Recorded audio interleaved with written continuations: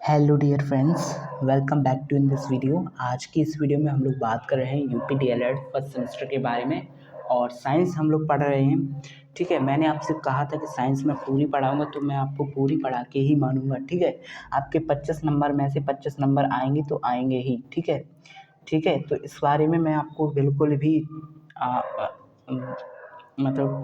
बिल्कुल भी लापरवाही नहीं कर रहा हूँ कि आपके 25 में से 24 नंबर रह जाएं। ठीक है, और आपको चीज़ें सब कुछ याद रखनी है, आपको लिख के आनी है चीज़ें, और आप देखेंगे कि 25 में से 25 आपको मिलेंगे। ठीक है, आपको चीज़ें अच्छे से लिखनी है बस। ठीक है, और चीज़ों को सुनते जाना है जिससे आपको चीज़ें याद हो सकें, जिससे आप वहाँ जाके लिख सकें। ठीक है, तो चीज़ों को एक एक करके सुनते जाइए, चीज़ों को एक एक करके देखते जाइए, लिखते जाइए। जो चीज़ें याद नहीं हैं उनको ज़रूर लिखिए, 2 से 3 बार लिखिए, 4 से 6 बार लिखिए, आपको याद ज़रूर हो जाएंगी। चीज़ों को सुनिए, 1 से 2 बार सुनिए, 2 से 4 बार सुनिए, आपको याद करनी है चीज़ें। किसी भी हालत में आपको याद होनी चाहिए बस। ठीक है, आपको याद होनी चाहिए बस। ठीक है, इस तरह से पढ़ लीजिए। तो आज हम करने वाले हैं चैप्टर नंबर 4 जिसका नाम है मापन, मेज़रमेंट, और इसके मोस्ट इम्पॉर्टेंट क्वेश्चन, साथ ही साथ PYQ प्रीवियस ईयर क्वेश्चन, और यही प्रश्न जो है आपके आने वाले हैं। ठीक है, आने वाले एग्जाम में भी यही प्रश्न आएंगे, तो आपको अच्छे से याद कर लेने हैं जिससे आपकी चीज़ें जो है अच्छे से हो सकें। आपको पता है डेली 9 बजे सुबह के 9 बजे आपकी क्लासेस जो है डीएलएड फर्स्ट सेमेस्टर की चल रही हैं, साथ ही साथ डीएलएड थर्ड सेमेस्टर की 10 बजे से क्लास चलती है। और क्लास कुछ ज़्यादा बड़ी नहीं होती है, आधे घंटे से भी कम की क्लास होती है अभी तो। ठीक है, आने वाले टाइम में थोड़ा थोड़ा टाइम बढ़ाएंगे और क्लास को थोड़ा आगे ले जाएंगे। ठीक है, तो स्टार्ट करते हैं। सबसे पहला प्रश्न हमारा रहने वाला है, द्रव्यमान का मानक मात्रक क्या होता है।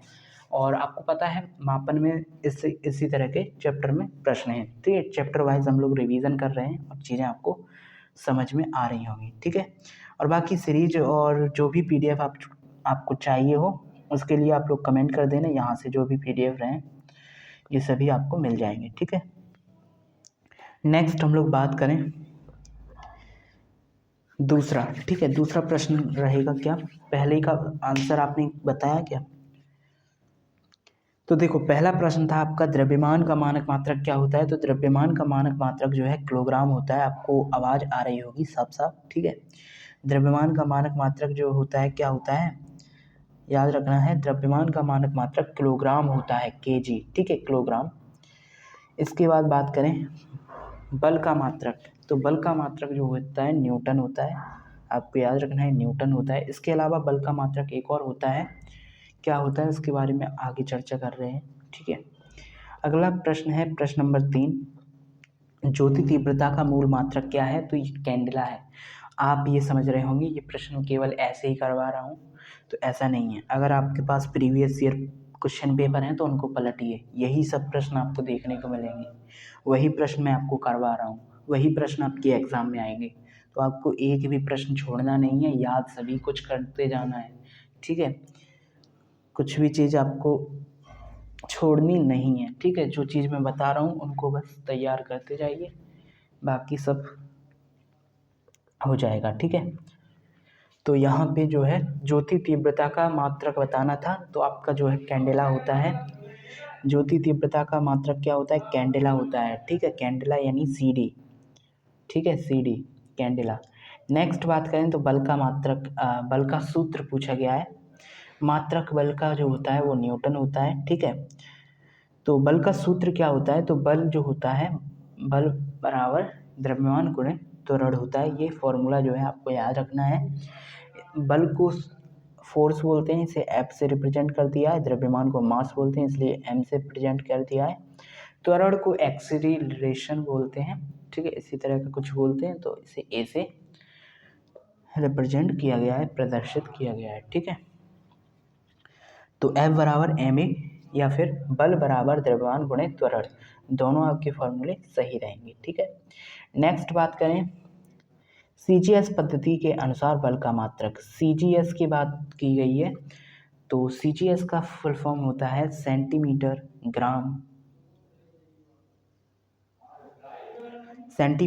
ग्राम और सेकंड। ठीक है, सेकंड, सेंटीमीटर ग्राम सेकंड, ये जो है आपका CGS का फुल फॉर्म होता है। इस पद्धति के अनुसार, CGS पद्धति के अनुसार बल का मात्रक क्या होता है, तो आपको याद रखना है SI पद्धति, MKS पद्धति, इन दोनों में बल का मात्रक जो होता है न्यूटन होता है। ठीक है, अगर आपसे CGS पद्धति के मात्रक की बात की जाए तो आपको बताना है डाइन। क्या बताना है? डाइन। ठीक है, नेक्स्ट बात करें प्रश्न नंबर 6 की। MKS पद्धति में बल का मात्रक क्या होता है, तो आपको बताना क्या था? न्यूटन। MKS में, SI में न्यूटन। ठीक है, CGS में आपका रहेगा क्या? डाइन। ठीक है, डाइन। नेक्स्ट अगला प्रश्न है प्रश्न नंबर 7। समय का मानक मात्रक क्या है, तो समय का मानक मात्रक जो होता है वो सेकंड होता है। इसे एस से रिप्रेजेंट करते हैं, न्यूटन को एन से, द्रव्यमान को किलोग्राम केजी से। ठीक है, नेक्स्ट प्रश्न है अगला प्रश्न, प्रश्न नंबर 8 है। द्रव्यों का आयतन मापते हैं।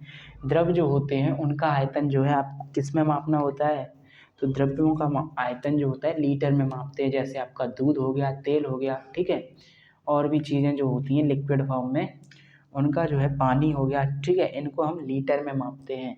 ठीक है, लीटर में।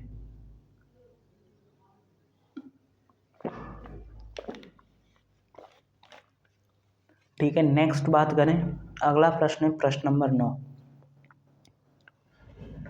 फुटबॉल मैच देखने के लिए समय का ज्ञान आप किस घड़ी से करेंगे, तो देखिए फुटबॉल मैच जो होता है उसको देखने के लिए समय का ज्ञान आप किस घड़ी से करेंगे? विराम घड़ी से करेंगे। किस घड़ी से करेंगे? विराम घड़ी से करेंगे। ठीक है, ये याद रखना है। ओके, नेक्स्ट है अगला प्रश्न। एक गज किसके बराबर होता है, तो एक गज जो होता है किसके बराबर होता है? 3 फुट के बराबर होता है। एक गज बराबर 3 फुट। ठीक है, 3 फुट।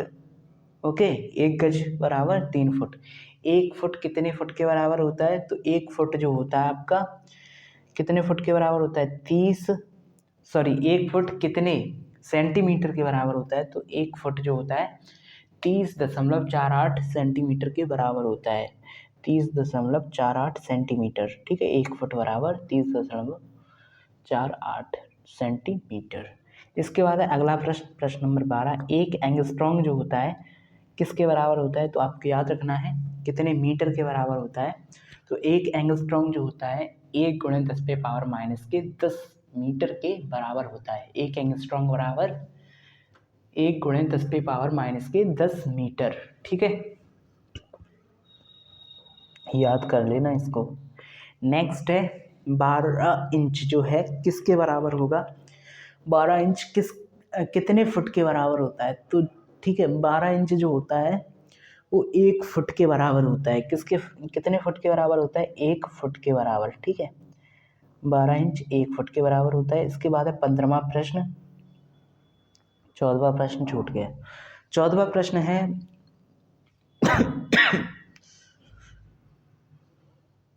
14वां प्रश्न है एक गज जो होता है वो 3 फुट के बराबर होता है। ये अभी आपने पढ़ा, तो 3 फुट कितने सेंटीमीटर के बराबर होगा, तो आपको याद रखना है 3 सेंटीमीटर जो है 91.44 सेंटीमीटर के बराबर होगा। ठीक है, 91.44 सेंटीमीटर के बराबर होगा। ठीक है, अभी मैंने बात की थी 1 फुट कितने फुट के बराबर, तो 30 दशमलव कुछ था। ठीक है, तो 30 दशमलव कुछ था यहाँ पे आपका क्या था? 30.48 सेंटीमीटर के। ठीक है, 1 फुट। और 3 फुट की बात की गई तो 3 फुट जो है आपका क्या हो जाएगा? 3 फुट हो जाएगा आपका कितना? 91.44 सेंटीमीटर के। ठीक है, अब सही है। इसके बाद है अगला प्रश्न, प्रश्न नंबर 15। स्वस्थ मनुष्य के शरीर का ताप कितना होता है, तो स्वस्थ मनुष्य जो होता है उसके शरीर का ताप 37 डिग्री सेंटीग्रेड। ठीक है, 37 डिग्री सेल्सियस होता है। ठीक है, नेक्स्ट है 16वां प्रश्न। 1 माइक्रोमीटर में कितने पिकोमीटर होते हैं? ठीक है, 1 माइक्रोमीटर में कितने पिकोमीटर होते हैं, तो आपको याद रखना है 10⁻6 पिकोमीटर। 10⁻6 पिकोमीटर। ठीक है, नेक्स्ट है अगला प्रश्न 17वां प्रश्न है आपका, बेलन की लंबाई तथा व्यास किसका, वृत्त का व्यास, बेलन की लंबाई तथा वृत्त का व्यास मापने के लिए किस यंत्र का उपयोग किया जाता है। बेलन की लंबाई वृत्त का व्यास मापने के लिए किस यंत्र का प्रयोग किया जाता है। तो आपको याद रखना है वर्नियर कैलिपर्स जो होता है उसका उपयोग बेलन की लंबाई वृत्त का व्यास मापने के लिए किया जाता है, ठीक है। और वर्नियर कैलिपर्स जो है इसकी जो इसे किसने बनाया, तो आपको रखना है याद वर्नियर पियरेट, ठीक है, इनका नाम था। नेक्स्ट आगे आते हैं 18वां प्रश्न है आपका, डॉक्टरी थर्मामीटर से हम क्या करते हैं, मानव शरीर का ताप मापते हैं, ठीक है, ताप मापते हैं। ये ताप किस में होता है, तो डिग्री सेंटीग्रेड में होता है। किस में होता है, डिग्री सेंटीग्रेड में होता है। अब ये कितने से कितने तक होता है, तो 35 डिग्री सेल्सियस से या 35 डिग्री सेंटीग्रेड से 42 ठीक है 42 है, ठीक है 42 है, 35 डिग्री सेल्सियस से आपका जो है 42 डिग्री सेल्सियस तक ये जो है आपका ताप होता है, ठीक है, किसमें, थर्मामीटर में। इतना ताप माप सकते हैं थर्मामीटर से 35 डिग्री सेल्सियस से 42 डिग्री सेल्सियस तक, ठीक है। नेक्स्ट बात करें तो यहाँ पे क्षेत्रफल जो है आपका, क्षेत्रफल का मापन मात्रक क्या है, तो क्षेत्रफल जो है आपका वर्ग मीटर में मापा जाता है, जिसे हम मीटर स्क्वायर भी बोल सकते हैं, ठीक है, वर्ग मीटर या मीटर स्क्वायर, ठीक है। इसी तरह से घन का आयतन जो होता है, सॉरी घन नहीं, यहाँ पे आयतन का मात्रक जो होता है वो क्या होता है, घन मीटर होता है, जैसे हम मीटर क्यूब लिख सकते हैं, ठीक है, घन मीटर। क्षेत्रफल का मात्रक वर्ग मीटर और आयतन का मात्रक आपका घन मीटर, ठीक है।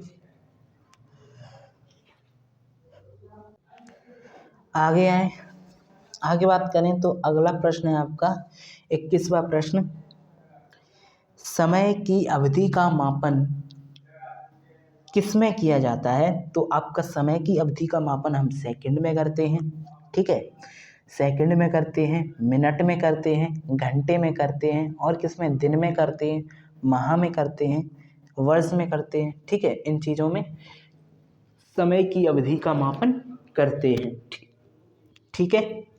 नेक्स्ट बात करें, अगला प्रश्न है आपका द्रव्यमान, ठीक है, 22वां प्रश्न है, द्रव्यमान किसे कहते हैं, द्रव्यमान क्या होता है इसके बारे में तो जानते हैं। द्रव्यमान के बारे में, द्रव्यमान क्या होता है, किसी वस्तु में पदार्थ का जितना परिमाण होता है वह उस वस्तु का द्रव्यमान कहलाता है। किसी वस्तु में पदार्थ का जितना परिमाण होता है वह उस वस्तु का क्या कहलाता है, द्रव्यमान कहलाता है। किसी वस्तु में पदार्थ का जितना परिमाण होता है उसे हम क्या कहते हैं, वस्तु का द्रव्यमान कहते हैं, ठीक है। नेक्स्ट बात करें तो मीटरी पद्धति के बारे में, 23वां प्रश्न है, मीटरी पद्धति क्या होती है, आइए जानते हैं। वर्ष 1900 कितने में, 70 में, वर्ष 1970 में किसने, फ्रांसीसियों ने, ठीक है, किसने, फ्रांसीसियों ने क्या किया, मापन की एक मानक प्रणाली की रचना की। किसने की थी, फ्रांसीसियों ने किसकी की थी, मापन की मानक प्रणाली की रचना की थी, जिसे क्या कहते हैं, मीटरी पद्धति कहते हैं, जिसे क्या कहते हैं, मीटरी पद्धति कहते हैं। वर्ष 1970 में फ्रांसीसियों ने मापन की एक मानक प्रणाली की रचना की, जिसे मीटर पद्धति कहते हैं, ठीक है। नेक्स्ट आ जाते हैं, अगला प्रश्न है 24वां प्रश्न, कुछ प्रमुख भौतिक राशियों के नाम लिखिए, ठीक है। तो कुछ प्रमुख भौतिक राशियाँ कौन कौन सी हैं जानते हैं। लंबाई हो गई आपकी, द्रव्यमान, ठीक है, लंबाई, द्रव्यमान, क्षेत्रफल, समय, ताप, ये जो होती हैं भौतिक राशियाँ होती हैं, ठीक है। नेक्स्ट आते हैं 25वां प्रश्न है, नैनो सेकंड कितने सेकंड के बराबर होता है? तो नैनो सेकंड जो है 10⁻⁻⁹, ठीक है, 10⁻⁻⁹ सेकंड के बराबर होता है नैनो सेकंड। ठीक है, नेक्स्ट बात करें 26वां प्रश्न है एसआई मूल राशियों की संख्या कितनी है? तो एसआई मूल राशियों की संख्या जो है आपको याद रखनी है 7 है। कितनी है? 7। ठीक है,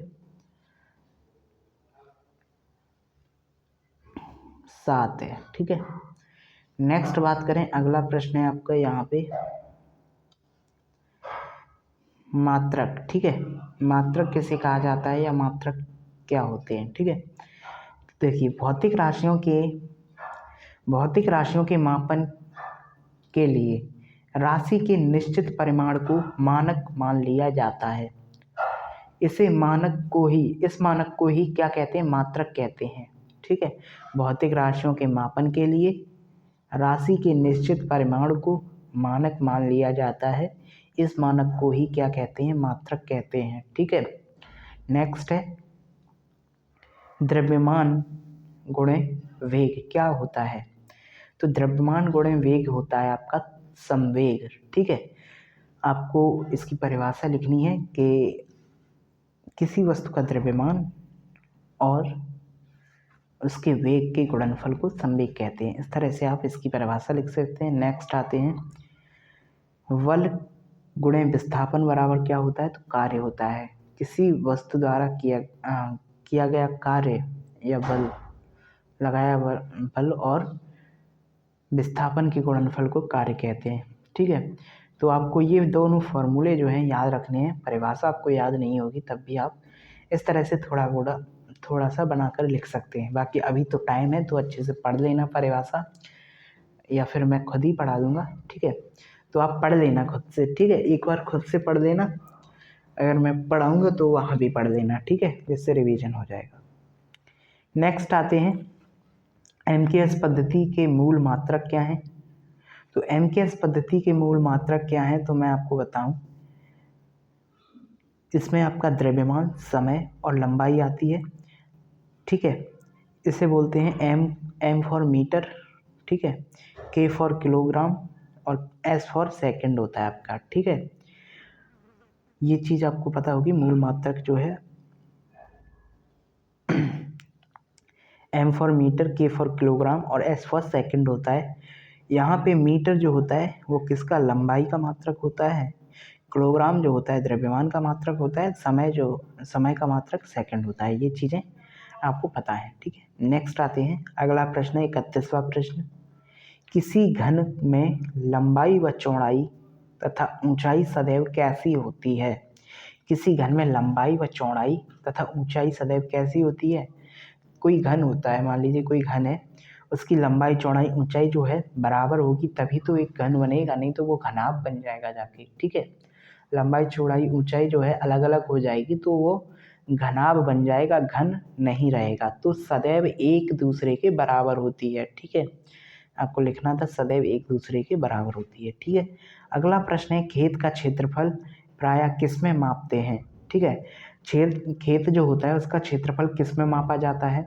तो आपको याद रखना है खेत का क्षेत्रफल जो है डेसिबल में मापते हैं, एकड़ में मापते हैं और हेक्टेयर में मापते हैं। इसके अलावा हम लोग देसी भाषा में बीघा बोलते हैं, बीघा। ठीक है, 10 बीघा, 40 बीघा, इस तरह से बीघा में मापते हैं। ठीक है, नेक्स्ट बात करें आयतन किसे कहते हैं? आयतन क्या होता है? तो आयतन के बारे में जानेंगे। किसी वस्तु के द्वारा घेरे गए स्थान को उस वस्तु का आयतन कहते हैं। कोई वस्तु है रखी हुई है, उसके द्वारा जो आयतन घेरा गया, जो जगह घेरी गई, स्थान घेरा गया, उसे हम क्या कहते हैं? आयतन कहते हैं। कोई वस्तु के द्वारा घेरे गए स्थान को आयतन कहते हैं। ठीक है, उस वस्तु का आयतन कहते हैं। नेक्स्ट बात करें 34 नंबर प्रश्न की। माप के मानक मात्रक क्यों होना चाहिए या क्यों होना आवश्यक है? ठीक है, माप जो होती है उसका मानक मात्रक क्यों होना चाहिए या फिर क्यों होना आवश्यक है, इस तरह का प्रश्न आपसे पूछा जा सकता है। तो हमारे दैनिक जीवन में अनेक वस्तुओं की लंबाई, चौड़ाई, आयतन, तौल आदि के सही ज्ञान के लिए माप के मानक मात्रक होना आवश्यक है। ठीक है, हमारे दैनिक जीवन में अनेक वस्तुओं की लंबाई, चौड़ाई, आयतन, तौल आदि के लिए क्या है, सही ज्ञान के लिए आपको माप के मानक मात्रक होना आवश्यक है। जैसे आप दूध लेने जाएंगे तो आप लीटर में लेंगे, ठीक है, आयतन। अगर आप कपड़ा लेने जाएंगे लंबाई चौड़ाई में लेंगे, ठीक है। तौल में कोई चीज़, जैसे आप आटा लेने जाएंगे या फिर गेहूं लेने जाएंगे तो आपका ये है तौल में मिलेगा, ठीक है। नेक्स्ट बात करें 35 नंबर प्रश्न, जो कि लास्ट प्रश्न है आज का। प्रश्न है, लंबाई मापने में मीटर से छोटी तथा बड़ी किन इकाइयों यानी मात्रकों का प्रयोग किया जाता है। लंबाई मापने के लिए मीटर से छोटी और मीटर से बड़ी किन इकाइयों का प्रयोग किया जाता है, इसके बारे में ये प्रश्न पूछा गया है। तो जानते हैं लंबाई मापने के लिए छोटी इकाई क्या क्या होती हैं। तो देखो, छोटी लंबाई के मापन के लिए, छोटी लंबाई के मापन के लिए मीटर पैमाने का, ठीक है, मीटर पैमाने का 10वां, 100वां तथा 1000वें भाग का प्रयोग किया जाता है। ठीक है, किसका, 10वां, 100वां तथा 1000वें भाग का प्रयोग किया जाता है।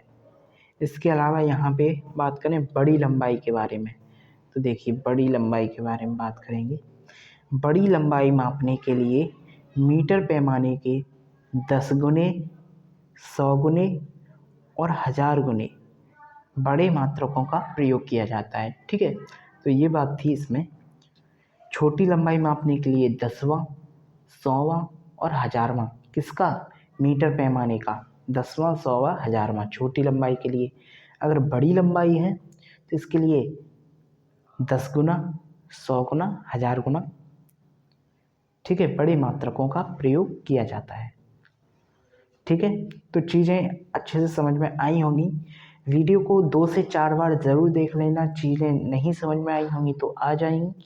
इसके अलावा आप इन प्रश्नों को याद कर लेना, जो प्रश्न आपको नहीं आ रहे हो उनको लिख ज़रूर लेना, जिससे हर एक प्रश्न आपको याद हो सके, क्योंकि आपको पता है यही प्रश्न आपके जो है एग्ज़ाम में छपने वाले हैं, और आप इनको अच्छे से याद कर लोगे तो आप भी वहाँ पे अच्छे से लिख पाओगे। ठीक है, तो आज की वीडियो आपको पसंद आई होगी। वीडियो को लाइक ज़रूर कर देना, हो सके तो इस चैनल को सब्सक्राइब कर देना। मिलते हैं नेक्स्ट वीडियो में। कमेंट में आप लोग कुछ बताना चाहें तो बता सकते हैं, जो भी प्रश्न आपका रहा हो या फिर कुछ भी पूछना चाह रहे हो पूछ सकते हैं। ठीक है, thank you, goodbye, take care, see you soon. अगले चैप्टर के क्वेश्चन को अगली वीडियो में करेंगे।